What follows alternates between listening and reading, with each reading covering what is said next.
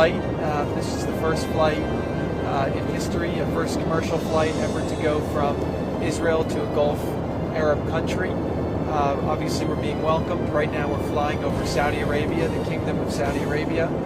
They were very gracious to allow us to fly over their airspace, which they've never done before for an Israeli commercial plane. So this, again, is another historic breakthrough.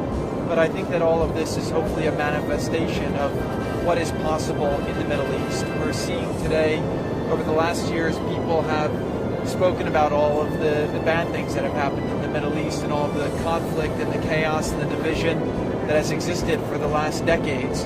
But I do believe that this is ushering in a new hopefulness amongst all people, that peace is possible and that there's a new chapter that can be written. And I just want to acknowledge that this has been President Trump's vision for the Middle East from the very beginning.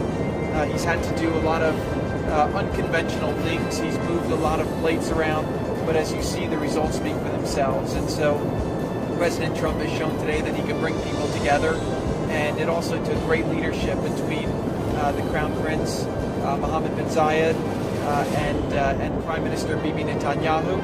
And while the leadership did a great job, this piece is something that's being very, very warmly welcomed by all the people. The people want to get together very quickly. There's a lot of people who want to do cultural exchange, who want to do business, and they want to live their lives. And so that's what makes me very hopeful, and did from the beginning about the Middle East, is that the people were in a different place from the politicians, and they were in a different place from what all the experts were telling us the region had to be. So I come today to you very, very hopeful and optimistic about what's possible, and just thank you all for joining us on this historic journey.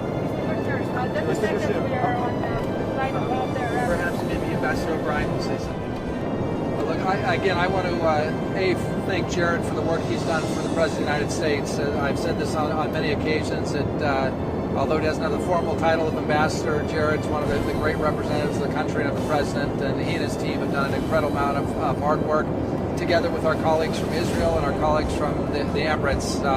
It's been a fantastic team effort, so I want to acknowledge that. Secretary Pompeo has been in the region recently, as you know, and people put a lot of work in this. I'm hopeful that this will be a first step, that the momentum that we're developing with this flight today, as we fly over KSA en route to UAE from Ben Gurion, that this will lead to other nations deciding that it's in their best interest to normalize their relationship with Israel.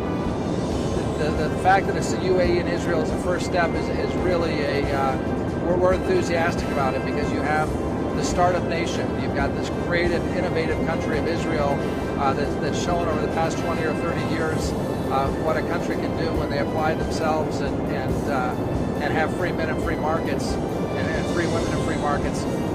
Combining that with the capital and the financial markets that you have in UAE and Dubai and Abu Dhabi, this is really something special, and I think you're going to see a number of other countries wanting to become part of it. So, again, I'm just honored to be here on behalf of the President, to work with Jared and the team, to work with our colleagues from Israel and the UAE. Last thing I'll mention is, I said this before we took off, this is a historic region. There's a lot of history. I was in the old city this morning, and we remember a lot of the famous dates. We remember battles and conquest.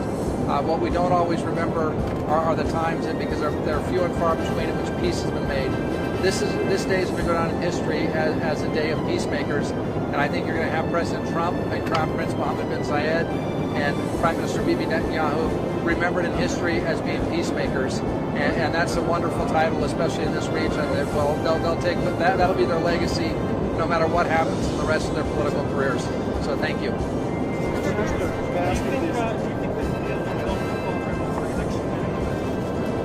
Look, I think that his full track record is something that the American people will consider and then make the decision on, but he has a track record of accomplishing a lot of impossible things, and one of the